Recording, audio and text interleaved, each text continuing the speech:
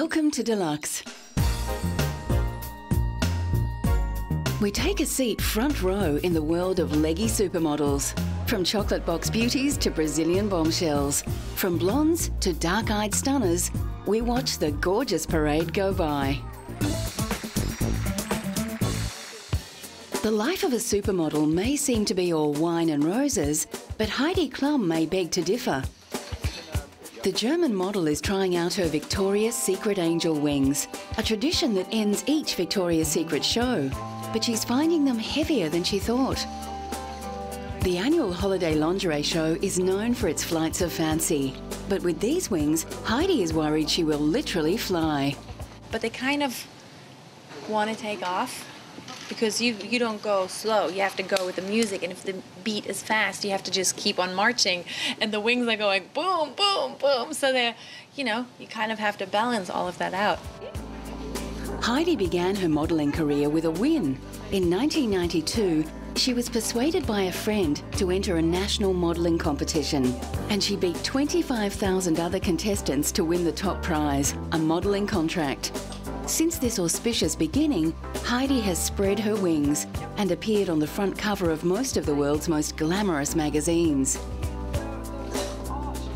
Not only has she conquered the modelling world, Heidi has also appeared as an actress in a number of television shows, and she has been nominated for an Emmy for her work as hostess for Project Runway and Germany's Next Top Model.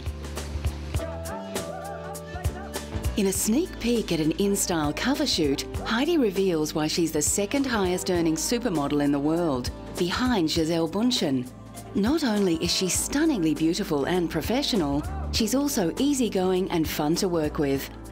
Well, one of my favorite things today is, one, definitely that I am on the InStyle cover. It's my second time because it's such a huge magazine, and so it's always a huge honor to be on that cover. But also really to shoot with my friends. I get to shoot with one of my favorite photographers, Robert Ertman, my hairdresser, Helena Facenda, and makeup, Matthew Van Leeuwen. So they all have been my friends for a long time, for many years. So it's like we're having a laugh. Heidi also emphasised that her personal style is very much her own. She knows that girls and women all over the world pay attention to what she wears, and she's not interested in being a walking advertisement for an individual designer. I have my stylist, and I kind of chat with her what I like, and then she goes out there and finds things for me, and then we make them my own. So I try to have my own style. I don't want to look at what someone else is doing and trying to imitate. Not only is Heidi a performer, she's also a businesswoman. And in late 2008, she launched her second makeup collection in association with Victoria's Secret, called the Heidi Collection for Very Sexy Makeup. Heidi teamed with Victoria's Secret makeup artist Linda Hay to create the new line for fall. The makeup line has a lot of glitter and sparkles and beautiful colors, if you want to see. So it's very like holiday, and it's fun. It's not just, the normal boring, bronze colors. I just thought it's nice to kind of, do something a little bit special. And they all kind of have names of my favorite things. I have a beautiful lip gloss that I called Cupcake because I love cupcakes. And the lipstick is called Malibu because I love going there with the children. You might expect the multi-million-dollar model to travel in luxurious style, but work sometimes demands extraordinary sacrifices. For her premier client, Heidi arrives in a delivery van delivering the latest Victoria's Secret bra. Called the Perfect One bra, Heidi is on hand to recommend its new uplifting and curvaceous shape for all those women who weren't quite so blessed by Mother Nature. Naomi Campbell has broken many barriers in the modelling world. The English supermodel has an Afro-Jamaican mother and Chinese-Jamaican ancestry through her paternal grandmother. Her striking features have graced most of the world's catwalks, and her remarkable journey began with a dream story. At age 15, she was spotted window shopping in Covent Garden by the head of Synchro Modelling Agency. It is also easy to see why she remains one of the UK's top-earning models, even though she's now well into her 30s. Naomi is very aware that in the 2 decades she has been modelling, there has only been a very slight increase in the number of ethnic models used in the major catwalk shows. and this issue is one she feels strongly about.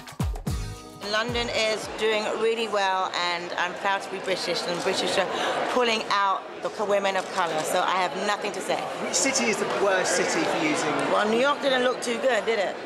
Did it not? I mean, We've still got Milan and Paris to go, so let's see. Naomi was modelling in the Kisa show in the UK, where the designers deliberately chose girls from various ethnic backgrounds to strut their stuff. Well, you know, if the girls look great, it really doesn't matter where they're from, who they're from. If they have the vibe, they're beautiful. In 2007, Naomi was also speaking up, this time on behalf of the catastrophic flooding that hit Britain earlier that year. Naomi enlisted the help of some of her very famous friends and announced a special charity event. We wanted to do something to help all those affected by the terrible UK floods our way. The evening of September 20th, marking the grand finale to London Fashion Week 2007, we are hosting a spectacular fashion show at the British Fashion Council tent at the London History Museum. The flooding that hit Yorkshire and Gloucestershire during summer is estimated to have cost £3 billion. And Fashion for Relief is similar to an event staged in America after Hurricane Katrina. Naomi is keen it isn't a one-off. Everyone looks at us, like Alex says, as a very glamorous lifestyle and a very glamorous world. Well, you know, like you've got your musicians that give back, your actors, and you do comic relief, you have these concerts for, you know, I think this is our way of giving back in the fashion community.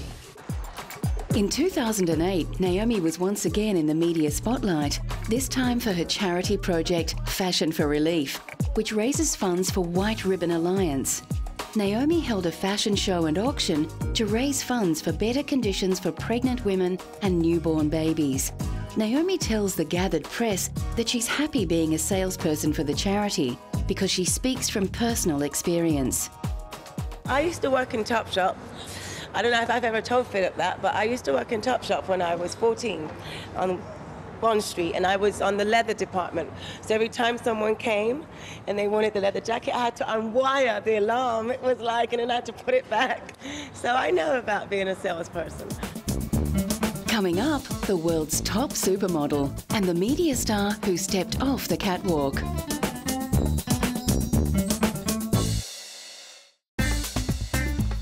Gisele Bündchen is one of the world's most recognisable faces. The southern Brazilian supermodel has used her slim 5'10.5" figure and her unusual facial bone structure to amass more than $150 million. Estimated to be the world's wealthiest supermodel, Gisele is not even 30 years old. Here she can be seen showing off what makes her so valuable as she struts down the catwalk for Colchi during the Fashion Rio show, held annually in Rio de Janeiro. This series of appearances is estimated to earn her around $560,000 US. Gisele counts among her clients many of the most lucrative fashion brands in the world. Her face has appeared on over 500 magazine covers, and Rolling Stone magazine named her the most beautiful girl in the world in 2000. In 2008, the New York Daily Times listed the supermodel as the 4th most influential person in fashion. Eyewear company Luxottica is another client of Gisele's, and the New York-based model was happy to come out in the cold evening to meet the press and introduce her new ad campaign for Vogue sunglasses. Pictures are not typical sunglass pictures. You know, most of the time sunglass pictures, like the girl, like with the close-up, like looking, they kind of have an energy about them. They are different. Gisele's distinctive image will lead the Italian brand's first foray into the potentially lucrative American market with their own product, although they already distribute other top brands such as Ray-Ban and Chanel sunglasses. Here, the leggy blonde proves that she should stick to what she does best and leave the soccer to the experts. Gisele is an ambassador with Ebel, a Swiss luxury watch brand, and they have just signed a deal with the British soccer club Arsenal. Gisele herself admits that she's no good at sports, but she also admits that she feels divided loyalties. My country is known for Football, so thanks, I'm Brazilian. I'm sorry, but Arsenal is great. You know, I think they're amazing. But I have to stick with the Brazilians on this one because, as you know, we have to be with our country.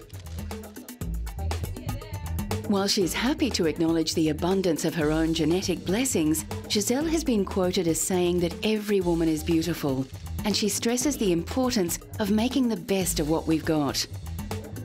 It's important for people to accept themselves just for their lives, you know, because you're going to live one life and you want to make sure that you're living the best you can. And if you don't like yourself, then you have to work at liking yourself. You know, I think that's an important thing. You don't want to live your whole life not liking yourself. So you have to, then there's something wrong with you that you have to kind of like think about it and say, you know, you have to, you know, validate yourself and actually, you know, see what are the things, because we all have faults and we all have good things about us. So you have to find the things that you find great about yourself. So.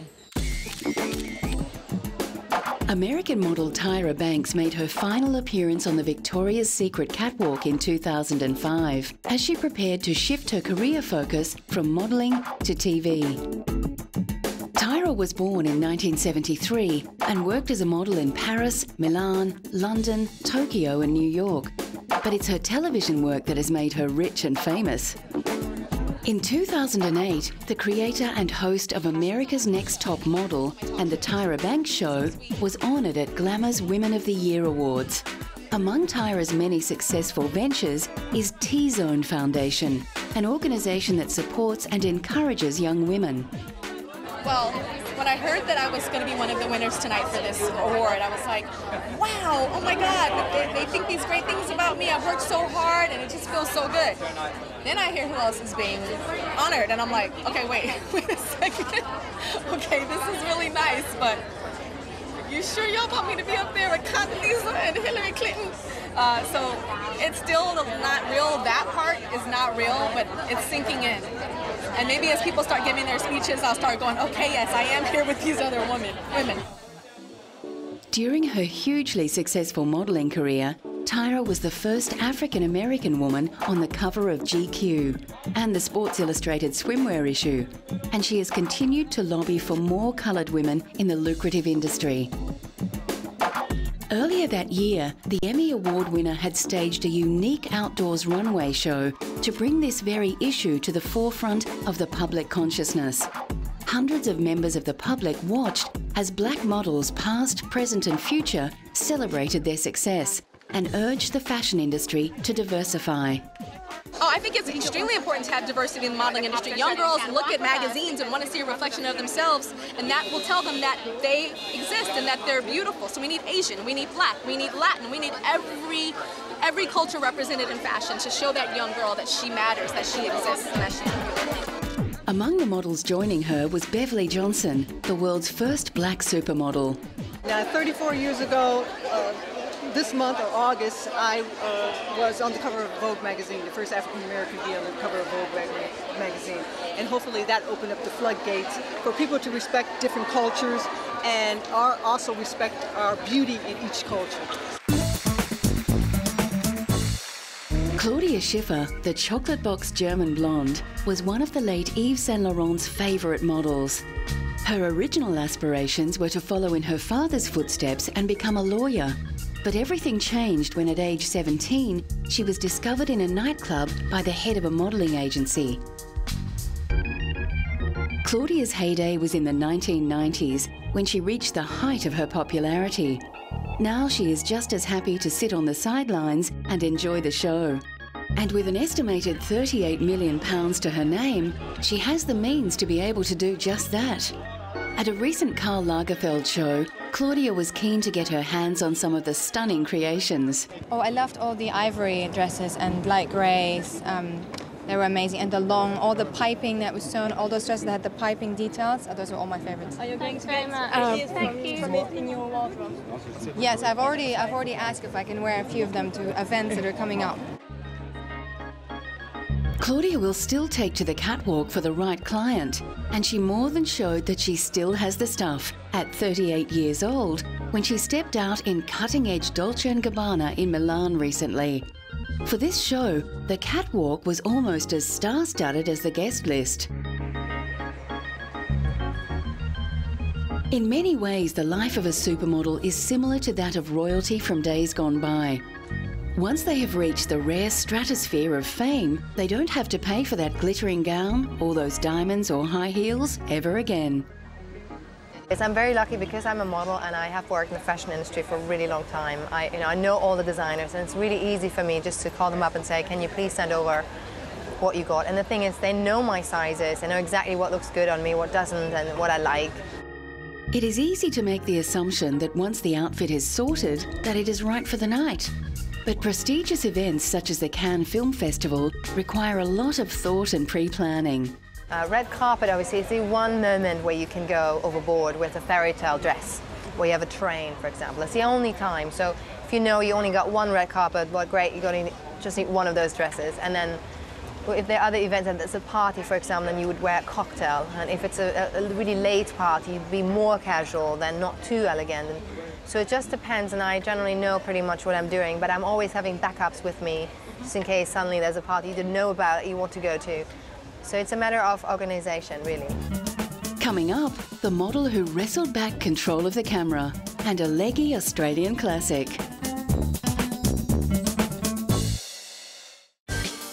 Czech Republic model Eva Herzegová won her first beauty competition at the age of 16 in Prague, and she hasn't looked back since.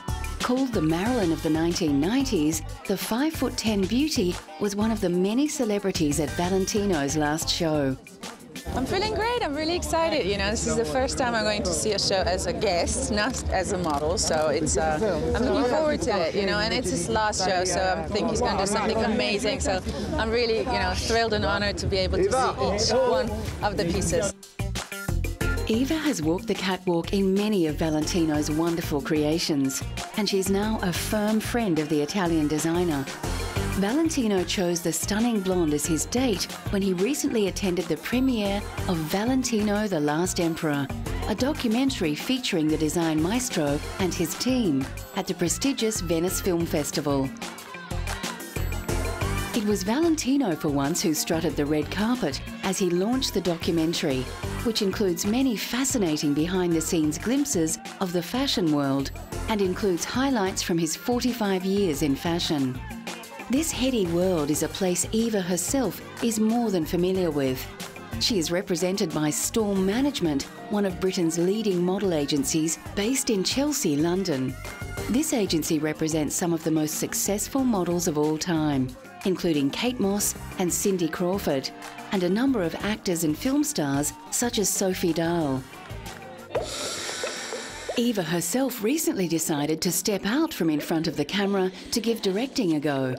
Having appeared in many premier advertising campaigns, including Wonder Bra, Guess, Sports Illustrated and Victoria's Secret, Eva has a better idea than most about what makes a good product launch.